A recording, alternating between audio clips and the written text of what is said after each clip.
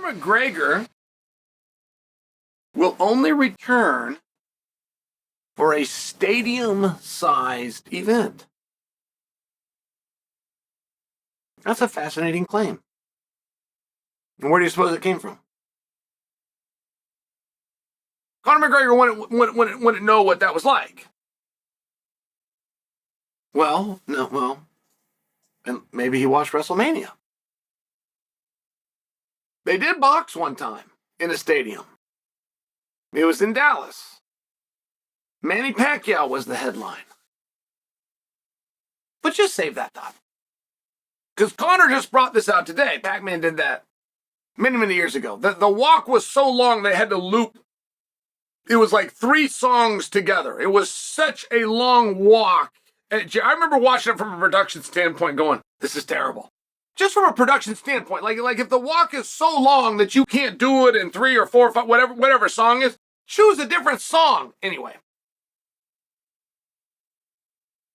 WrestleMania just happened. It was in a stadium. Conor must have watched, thought, wow, that looked cool. Right? Must have been something like that. It will only come back for a stadium-sized event. I mean, how locked on that are we?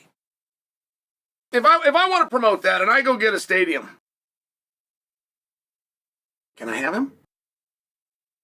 Because something tells me I'm also going to need pay-per-view, and something tells me I'm going to need a guarantee, and something tells me I'm going to need to bring in his entourage, and something tells me I'm going to need a section of seats, and something tells me that he's going to want a cut of the revenue. But it doesn't say that. He says he will come back for a stadium-sized event. Now, I had a cool opportunity one time, and I really wanted to do it. And I really wanted to do it. Well, the money was good, but just the atmosphere was very intriguing to me. And I got a phone call to fight Mike Tyson on a rooftop of a skyscraper in Abu Dhabi. And I thought, wow, that sounds pretty cool. In fact, when I called Coach Clayton and told him about this, that's the part that I was pushing, and that's the part that Clayton and I were kind of like laughing. Oh, man, this is cool. Like, that was the part we thought a rooftop of a skyscraper was fascinating. That might have ended up looking ridiculous. Maybe that's why they never went through with it. But it just had a uniqueness to it. Somebody was talking about just earlier this week that they were going to, it was KSI. KSI was going to do a boxing match on Alcatraz. So there is something to the location. I mean, it's rather small, but there is something to it. What if you went the opposite way? What if you fought in absolute silence? I just had a boxing match about a year ago against Anderson Silva. You could not buy tickets. It was invite only, and they had 600 tickets, and all the women were in gowns, and all the men were in black tuxedos. It was awesome.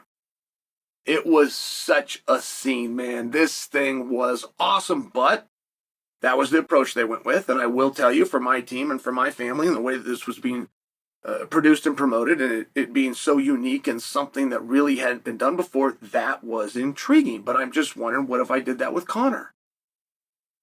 What if I go and I book a small venue? Let's call it 1,000 seats. Probably going to bring it down to about 750 with the configuration by the time I put the cage in there. So I got 750 seats. But I'm willing to pay him his highest purse ever. I'm willing to pay him $100 million for the same work. Same work, same rules. In this case, Michael Chandler, who he called out. Would that work? Could I get him done? I mean, in that case, we wouldn't be fighting over atmosphere. We would be fighting for money. But could I get it done? It's intriguing to me in the statement because of the insincerity, if not flat dishonesty of the statement.